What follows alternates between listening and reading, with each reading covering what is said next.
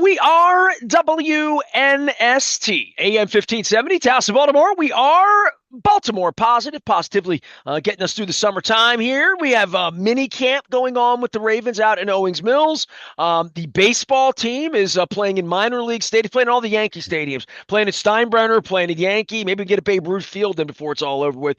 And we're also doing the Maryland Crab Cake Tour. It's all presented by the Maryland Lottery. I had the Back to the Future scratch-offs. I'm still like rehydrating myself from overdressing at a pool. I don't know what the hell I was thinking. I went into a pool with clothing on. And I came out soaking wet 5 hours later. But we spent a beautiful afternoon at the Y on Tuesday in Randallstown at the community center there. We had John Hoey on, Tawanda Ford, and Eli Dow from the Y were just fantastic. I had Clean Cuisine stop by. My man Jerry Schlichting, who may or may not be involved in the 27 best things I like to eat in town, but did drop me off the final bite of my little special chocolate banana protein thingy here with my Zeke's coffee. And we haven't had enough mornings after, Luke, where they win. So when they win, we're going to celebrate a Oriole victory. It's just a big week for the Orioles on the road. I mean, in a lot of ways, you and I have talked at length. If anybody's listened to the radio station this week, we've done a lot of baseball this week, a lot of sort of theoretical this and pitching that, and where they are, they buying, they selling. Optimism, pessimism, like a stock market, as we're bombing Iran. We're talking about baseball, but they won, and on nights when they win, you and I get together and find some optimism about these young players in that if the bullpen can hold it together and the pitching can show up a little bit, they can win 5-1 against teams that are above 500 and going to be in the playoffs. They can. And it was a good performance on Tuesday night. I mean, they get the they get the big night from Ramon Laureano. I mean, it's funny. We've focused so much on the free agency signings that didn't work. And certainly Tyler O'Neill's at the top of that list, and we know how that's worked, and he's shut down again. Who knows when he's going to play again? All of that. The other outfielder they signed, however, Ramon Laureano, he's having a really good year. I mean, you look at this guy, he's batting 269. He's slugging just over 500. He had another outfield assist on Tuesday night. I mean, he has been everything you could possibly want and hope to have for what made $4 million. I mean, you're not talking about a major signing there, and he's been really, really good. And he's been think about the how combustible, how much trouble they've had with their outfield in terms of keeping guys healthy. I mean, you lose Cowser the first weekend of the series. Mullins here recently was banged up. I mean, Laureano's been really a godsend for them, understanding that, yeah, they're in last place and they're 10 games under 500. I'm not trying to make too much of it, but he's been really good for them. So they get a big night from him. Dean Kramer wasn't dominant, but did what he needed to do to pitch out of some jams, got through 5 innings, 1 run. You'll take that. We know what Dean Kramer is at this point in time. He's a back half of the rotation guy. And at his best, that's kind of what you expect him to be. So he does well enough. And, you mentioned something about the bullpen holding it together. When you look back to May 24th, which is when the Orioles began this recent run of playing much better baseball overall, they had the second best bullpen the second best bullpen ERA in the majors. Their bullpen's been excellent for going on 3.5 weeks now, where, of course, Batista's going to get the headlines, being the former All-Star coming back from Tommy John, but Gregory Soto has been much better. Sir Anthony Dominguez didn't pitch Tuesday night, but he's been much better. We've talked about Brian Baker all year. Keegan Aiken still has those outings here and there where you kind of say, that didn't look good, but he's got a 2.8 ERA. I mean, the numbers still say that he's done a nice job for them. Kittredge coming back has obviously been big and was obviously envisioned to be someone, that they signed that they thought was going to be a high leverage guy for them. So if you recall back in the winter, I talked a lot about the bullpen. I talked a lot at one point in time about David Robertson. That was when Kittredge went down with the knee injury. But I said prior to that one thing I did like about the Orioles bullpen on paper was more upside. And obviously that began with a healthy Batista, but also looking at Dominguez, looking at Soto, looking at just the ability to miss more bats, which you look at their strikeout rate in the pen, and obviously Batista's a big part of that. But they have some other guys that are missing bats as well. Their bullpen's been really, really good after it was almost as bad as the starting rotation through the first 8 weeks of the season. It's a big reason why they've won games because we've talked about it. I mean, their offense has had its moments, but it's not as though the offense has been great even over the last 3.5 weeks. They've had some great performances, but overall, I wouldn't say it's been great over the last 3.5 weeks. The bullpen's been great over the last 3.5 weeks, and it's a big reason why they have played better baseball. And It Tuesday always night, goes in waves with bullpens. oh, no question. It's they're really in it, but the fact that it can go well is something we didn't think much about the rotation. We're really not Right. expecting the rotation to go well.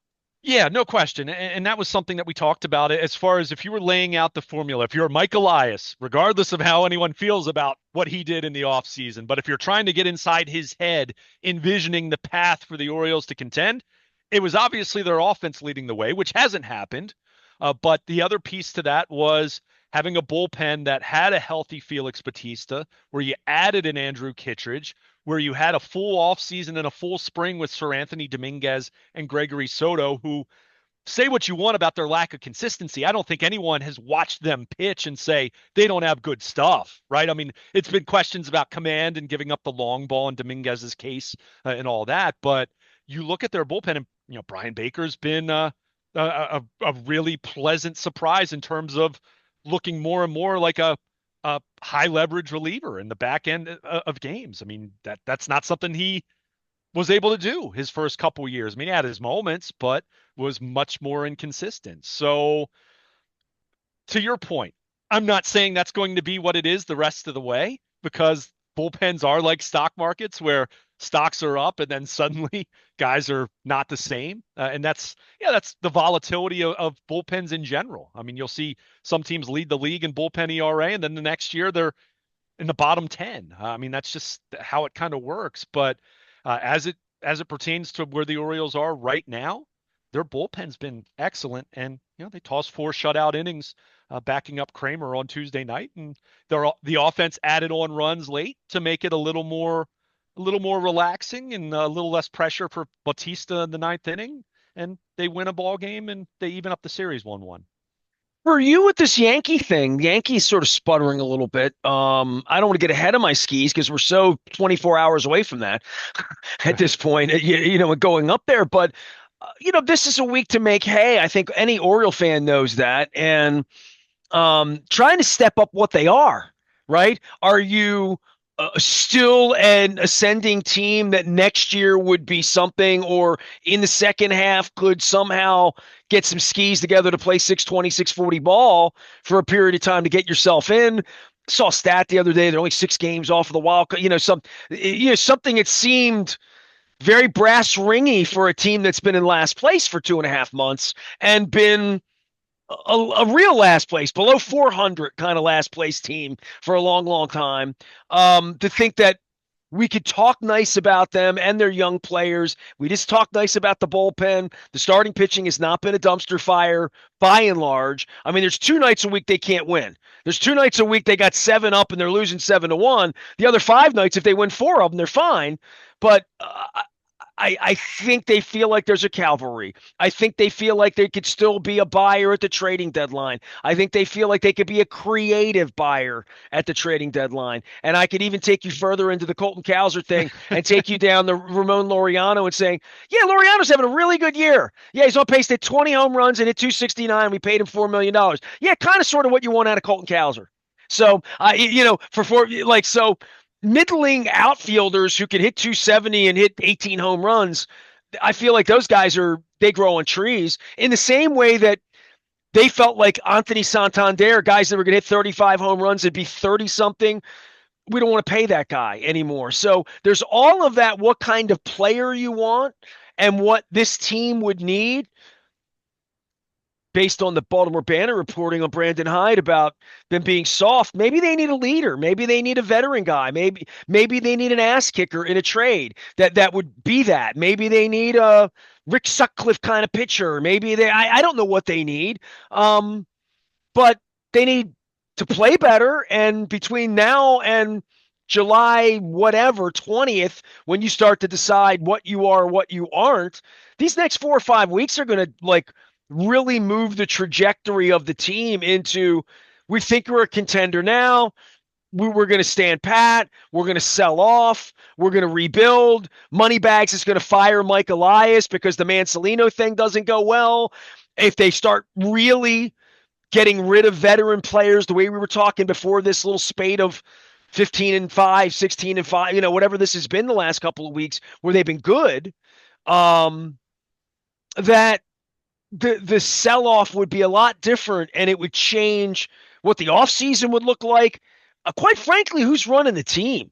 I mean, Mancelino's done a decent enough job here to sort of, you know, keep a job around here while certainly keeping Mike Elias around, who's managed to keep his job, who everybody was calling for his head. But so much is at stake for the people involved in all of this. They've already gotten Brandon Hyde thrown off the boat. Who's going to survive this and who isn't is in the balance of these games right now, even though they're still a last place team.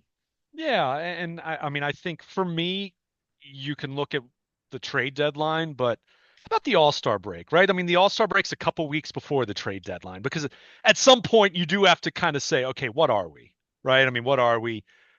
We can keep talking about the fact that we've played better.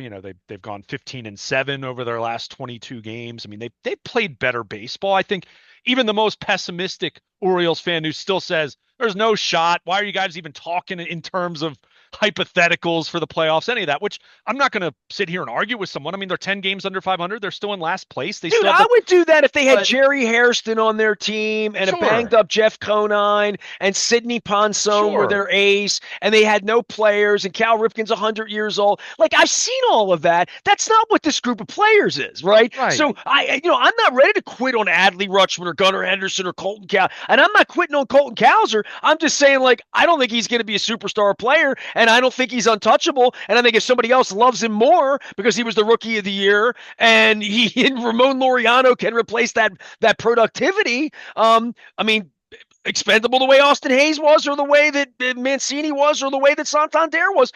This is moving chairs. There are no Boog Pals and Mark Belangers and Rick Dempsey's hanging out here for 15 years. They're just not. And I don't talk about it in that way. And that's why when this Devers thing happens and you wonder how and why, and the Red Sox fans are pissed off, I'm like, they had a guy they thought was a jerk that they had $200 million into. They just hit the eject button and didn't really care who thinks what because it's $200 million. And the Orioles haven't made that mistake yet, from Rubenstein's perspective, but they're going to have to go into that business, and this is the time of the year to figure out who's making the decisions, who are the keepers, who are the goers. But this organization is ripe with all this young talent that's got to get out on the field and play and do it or not do it. Yeah. And I mean, as I said to you a month ago, when we were talking about Brandon Hyde being dismissed and wondering what they were going to get out of Tony Mancelino, wondering if they were going to hire another manager before the season was over, in the way that they did with Buck Showalter 15 years ago. But I said all along, look, for me, this is not even about getting back in the wild card race, making the playoffs. What are you going to do at the trade deadline? For me, it's about at this point in time getting the young players pointed in the right direction again. And we've talked about Jackson Holiday, who, by the way, has cooled off here over the last couple of weeks. But overall, the body of work looks so much better in 25 than it did last year when he was 20 years old. And I think that was a reminder that, yeah, young players do take some time to figure things I out. try to figure that out with him being 21 years old and think how many 21-year-old players have ever worn an Oriole uniform, have ever been in the lineup every night. And I'm, I'm getting up on 50 years of Oriole baseball plus, and I'm thinking like, Ripken came up for a minute. Machado was here kind of early.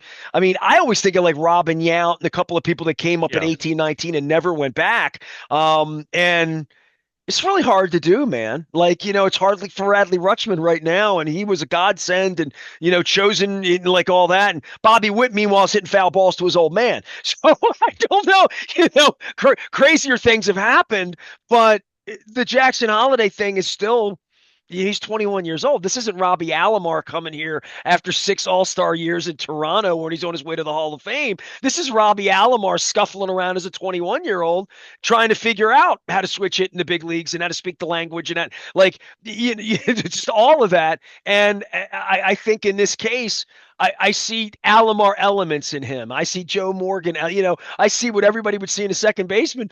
I think somebody might see a shortstop in him, though. I don't know. I mean, maybe. I mean, I think it's a reminder, especially for young players, but this applies to everyone. It's a very difficult game. It really is. And you'll even find Hall of Fame level players whom, even at age 28 or age 30, or, veteran-esque players who have had really good careers, they'll sometimes have a year where you look at it and say, what the heck was that? Well, I mean, Palmer made it look easy, but when he's on the broadcast, and sometimes you get, but there is a point where like Buck Showalter would say, "I couldn't do this." Earl Weaver would say, "I sure, never could do this." sure. Only a couple guys ever managed like Joe Torre that were ever any really good at it. So it is, and I think the people that couldn't do it, like Mansolino and people that didn't have 15-year careers, when they sit down with the BJ Surhoffs of the world and say, "How did you do that?" It's hard to do. And when you're 21 years old, and all of these guys have various levels of scuffle and injuries and contracts and families, just there's a lot that goes into game 78 of a season in the middle of the year at a minor league ballpark on a 90-degree night and all of that. But this is a big week for them. I mean, I don't mean that if they go 4-3, 3-4, that's fine. But this is where they can make hay. And if the Yankees are scuffling and if they're going well, and this is a week where you can get back in it a little bit and have you and I talking differently about them at the All-Star break, because you only really get a chance to beat these teams a handful of times now, where it used to be a lot more head-to-head in the division. Right. You used to have 18 or 19, and now you have 12. I mean, that's just kind of where it is at this point in time. But yeah, I mean, I wrote about it at BaltimorePositive.com at the start of the week. I mean, this is the kind of week that, look, I'm not expecting or demanding that you go 6-1, and they lost the first game of this 7-game road trip, right? So right off the bat, it's a reminder that, hey, the Rays are really good. The Rays have been arguably the best team in the American League over the last month. I mean, when you look at the statistics and what they've done hitting wise, even, I mean, let alone talking Well, about they the had a pitching. pitcher on Monday that was better than anything we have. Sure, So, right. sure. Yeah. So you just look at it through that lens. But yeah, this is an opportunity for them. I mean, Mansolino, I will give him credit. And as much as, some of the positivity, especially the first week or two, was almost like rot your teeth, sugary, too sweet. But he's remained positive, and he's talked in these terms as far as, he kind of started off with, let's forget all the talk about the wild card and all of that right now. And he started off by saying, let's get it back to single digits under 500. And, when they got to 10 games under 500, he said, all right, let's get to 5 games under 500. Because you get to that point, when you look at the landscape of the American League and the wild card race and everything, that's when you start to say, all right, mathematically, it's still not great, but it's much more plausible. And he said, Which if is we, why they changed the wild card, which is why it's not 1962 anymore, right? Like, right. it just gives everybody much more Oh, chance of and that's where hope. it's made the trade deadline so much more complicated, because you used to have a very distinct very sharp difference between the buyers and the sellers, and now you have this middle class. I mean, think about how we're talking about the Orioles right now. Not that either one of us is saying that we expect them or we think it's likely that they're going to really seriously be in the race. At the same time, they are 6 games out of the final wild card spot.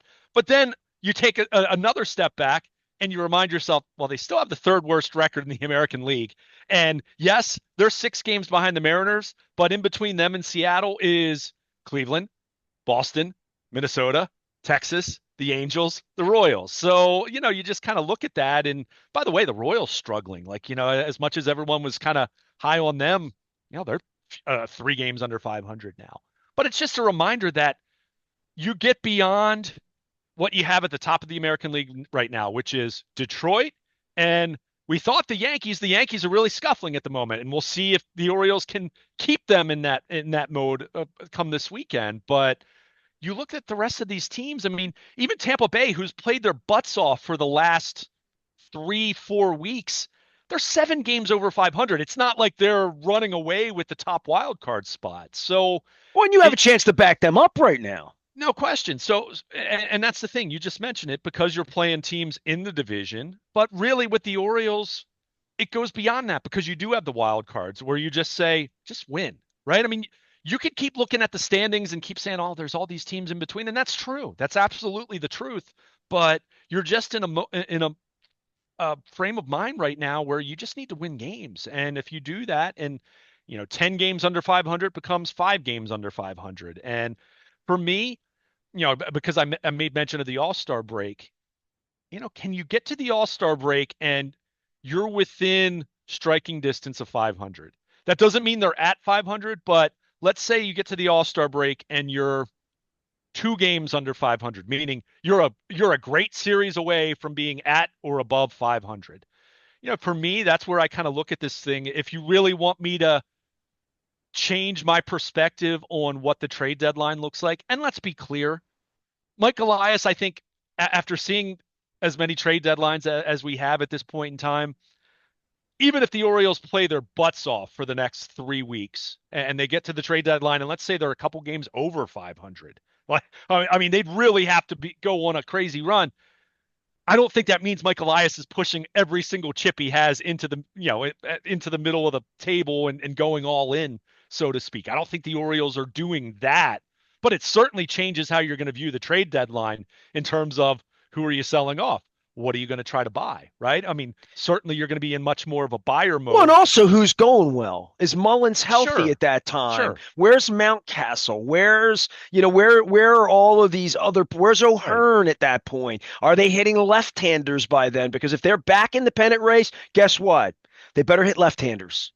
Yeah. You know what I mean? They're not going on this tear you're talking about if they're going to be 1-12 against left-handers the Sure. next 2 months. Oh, and that's why I said, I mean, as much as the Angels series was, well, it's the Angels. They beat back-to-back wins against left-handed starters, which before that they had four all year. I mean, that's what you're talking about. So, Gunnar Henderson had another hit against the lefty on Tuesday night. I mean, that's 7 straight games where he's faced the lefty. 7 straight games he's had a hit. I mean, when you and that's kind of an arbitrary cherry picking kind of stat. I understand that, but when you consider how bad he had been against lefties the first 2 months, that's encouraging because it's not as though we haven't seen Gunnar Henderson be able to hit some left-handed pitching in the past. I mean, his numbers weren't phenomenal against lefties last year, but they weren't horrendous like they were in April and May against lefties. So it's good to see that, right? By the It's way, good to, Gillis tagged the other night too yeah. So on I the mean, backside yeah. Oh, defensively. absolutely. I mean, that Laureano throw. I mean,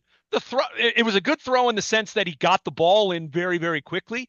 But the tag is what made the play, right? I mean, just kind of a spin and a swipe tag, and he got the guy going into second. So That's baseball instincts there, Luke. it's just really good play by both your right fielder and your shortstop there. So but those are the things they have to do. I mean, whether we're talking about hitting left-handed pitching, whether we're talking about being better with runners in scoring position, whether we're talking about their defense being better. How about the way they ran the bases on Tuesday night? I mean, very aggressive. I mean, the part that you and I haven't spoken about a whole lot, but I've heard some people talk about with Mancelino moving from the third base coaching box to the dugout as the interim manager.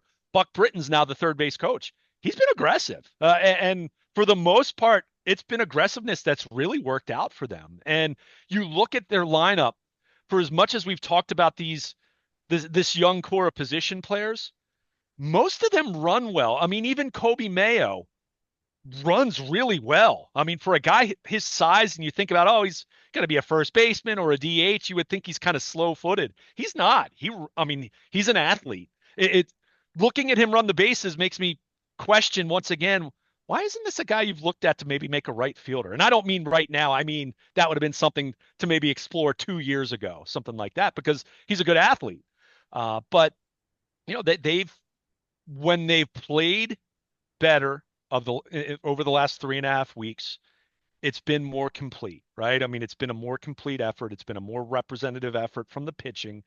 Again, the offense still isn't as consistent as you'd like it to be relative to what we thought this offense was going to be going into the season, relative to what Mike Elias expected it to be with the way he tried to build this roster, right or wrong. But, it's being able to do the little things better. And when they've done that, they're winning games more consistently. And you're seeing them, you saw the difference Monday night. I mean, Eflin got knocked around. I mean, he got rocked. So they didn't have much of a chance. And to your point, I mean, that they faced a pitcher who was just better than anything they have. But Tuesday night, they got got a couple runs early on and then added on late. And, they got a start that's good enough. It wasn't Dean Kramer's best effort, but it was certainly a rock solid 5 innings, 1 run. And their bullpen did their thing, which, Give me 5 innings and 1 run from Dean Kramer. I'll take that every that's night what of I'm the saying, week. right? I mean, I'm not having any false pretenses here as far as what this is. I don't think he's a number one or a number. I think No, he's he's a guy. not. If I can get 5 innings and 1 run, I mean I'll take that all day long. I'll I mean, pay a lot of money for that. I'll take that from most pitchers in this day and age, right? I mean, yeah, I'd love to have a healthy Corbin Burnes, but even if you re-signed Corbin Burnes, he had Tommy John surgery, right? I mean, that's the nature of the beast. And by the way, a little bit of a mea culpa here because I talked about this guy a lot in the offseason as far as someone I would have liked to have seen them sign. Walker Buehler's been terrible for the Red Sox. So it speaks to, and I don't say this to apologize for Mike Elias. Let me be very clear about that because he has earned much of the criticism that he's gotten. Well, they're in last place. Yeah. Sure. But it also speaks to figuring out pitching is way easier said than done because even when you think you have it, and think back to where the Orioles were 2 years ago, second half of 23, Kyle Bradish looked every bit the part of an ace, and Grayson Rodriguez was very much trending to, if not an ace, at least a very legitimate number 2 or number 3. And we see what's happened since then. Well, Elias pulled an ace out of his rectum with the Ortiz trade, like this time last year. Let's talk about this time last year Sure. where Bradish was coming back, Means was coming back, Rodriguez was coming on, Burnes was here, Kramer was trying to figure out how to be a fourth or fifth starter and get the ball. They weren't dreaming of Charlie Morton. They had Suarez if they needed him this time last year. The whole different. And by the way, they were going to trade and get another Jack Flaherty, right? They were going to get another Haas, another guy that they thought was going to come in and blah blah blah, and like this is that's why they're in last place because none of that materialized, none of that bore fruit, and instead Charlie Morton's their ace. Well, I mean, Charlie Morton's not their ace, but Sagano. Sure. I mean, Sagano's been their best pitcher, but again, it speaks to how difficult it is because even guys like me and look, I'm not a baseball executive. I'm not pretending that I know as much as Mike Elias or Dave Dombrowski or go take your pick of what general manager you like around baseball. I'm not that. But I looked at Walker Buehler and said, there's a guy who has some upside. Go look at what his ERA is for the Red Sox right now. Lots of people wanted the Orioles to go sign Blake Snell. Blake Snell's made 2 starts for the Dodgers all year. Right? He hasn't been healthy. I mean, you go down the list. Corbin Burnes. Everyone wanted to re-sign Corbin Burnes. Tommy John surgery in June, right? I mean, it's why you don't listen to the fans, Elias. Well, it's not even so much that. It's just it speaks to how volatile and how difficult it is to try to navigate it. And it speaks to why what I will continue to say is they need to make more of an effort internally as far as trying to develop more pitching. And that doesn't mean you have to draft a pitcher in the first round every year. Let's be clear, because I will subscribe to what they've done to an extent, meaning draft hitters in the first round because it's a safer play. It's a better long-term investment. You have way less health volatility, but that doesn't mean you just punt until you get to the 8th round and you start drafting pitching then. You have to still put forth effort and you still have to take some risks, and sometimes it's not going to work out. But that's why you also need numbers.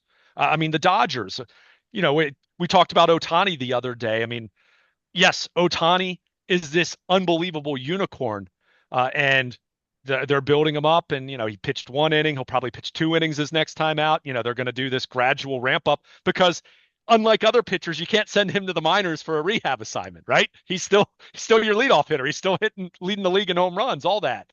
But let's not let's not have That's any. funny, by the way. I just got to take a Oh, moment and it's pause that crazy, right? No because I got to question. think to myself, like This he is has why he has no leeway to go to Fresno and pitch for a this is weekend. why I said to you, like, I'm in awe. Like, I watched it the other night, and then it's like he has a 26 pitch first inning, 28 pitch first inning, whatever it was, and he didn't even walk into the dugout to sit down and have a cup of water because he had to get his batting gloves on and his elbow guard on because he was leading off the bottom of the first. But no, but with so much of that with the Dodgers, they're pitching. Look at how injured they are, and they're the team that spends more than anyone, right? I mean, they defer a lot of it, and but look how many pitchers they've rolled through to the point where Clayton Kershaw at this stage of his career might be more important to them now than he's been at any point in the last, say, 3 or 4 years because of how injured and banged up their pitching staff is. So it just speaks to,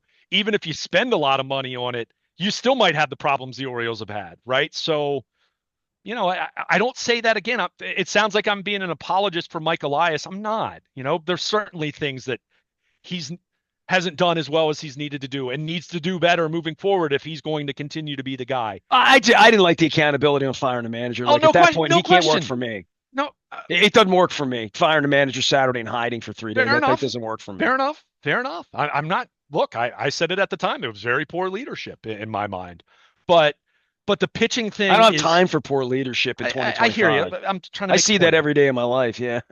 Uh, but the pitching part of this equation, it's not easy. I mean, look at the Rays right now. They look like, hey, top wild card, best team in baseball or best team in the American League the last 3 or 4 weeks. What were we talking about last year and the year before with the Rays? All their pitchers were breaking, right? I mean, a big reason why the Orioles were able to overtake them and then hold them off for the division title 2 years ago. Go look at the pitching injuries they had over the course of 23 as that season continued. I mean, they lost McClanahan and some of their other guys that they were counting on. I mean, it's tough. And look, the Orioles. I'm not saying that to cry the blues for the Orioles. Everyone deals with it at different times. That's why, for me, as much as anything, it's a reminder that, man, they needed to take better advantage of this in 23. The trade deadline that year, they needed a shutdown bullpen arm, and they got Fuji. They could have gone out and acquired a really serious, legitimate top half of the rotation guy at the very least. They got Jack Flaherty, who was so bad that he wasn't even in the rotation in September. So, I mean, that's where these 5-year plans and talking about these windows, it looks good on paper, and sometimes it does work out, but a lot of times you can't account for things going wrong, and there's sometimes there's no rhyme or reason to it. I mean, we've so much of what we talked about now for going on 3 months is how baffled I've been that it was so bad, right? Not that they struggled. I wasn't surprised by that when you look at what happened and you looked at the offseason and everything, but that it fell apart to the point where they were 18 games under 500. I mean, if you told me like 3 months ago, looking at what's kind of happened in terms of the pitcher injuries and everything, and you told me right now, I would have said, oh, they're probably 3 or 4, maybe 5 games under 500, because I would have assumed that so many of the guys who underperformed wouldn't have underperformed to that degree. So there's still things that happen in baseball that just make you shake your head. But here we are. They're playing better. They still have a really, really long way to go, and they still have to play really good baseball for a long stretch of time to really truly give themselves a great chance to get back into this thing. But it's the bed you made for yourself. So you have to sleep in it and you have to try to make the best of it. And to the point that we mentioned, this is a big week. You try to win these next 2 games against the Rays at a minimum, get a split, and then you go to Yankee Stadium and try to take care of a Yankees team that's Well, reeling right now. at least you keep your season alive if you tread Sure, a little bit. But if you sure. tread and you tread, and it's the All-Star break, and you tread, and now at the trading deadline you're 8-10 under, you're dead. Yeah, Right, I right. So mean, it's just that's not where this practical. this is where the burying, the unburying has to happen. All right, he's Luke Jones. He has been out in Owings Mills doing Ravens. We're going to do plenty of Ravens here this week. I've been at the pool at the Y doing the Maryland Crab Cake Tour. I had my pal Jerry Schlichting from Clean Cuisine come over. Delicious crab cake, by the way. Sent me home with a delicious plate of the squash lasagna that I may or may not be talking about as my 27 favorite things to eat during the month of August. We're celebrating 27 years of madness around here and a lot of really bad baseball and trying to change things around here. Luke's out trying to change good football things. Lamar Jackson on the podium defending all things Mark Andrews. Haven't seen Mark Andrews defend Mark Andrews yet. I am Nestor. We are WNST, AM 1570, Towson, Baltimore. Doing a lot of sports around here, but doing a lot of community as well with our friends at the Y. Stay with us.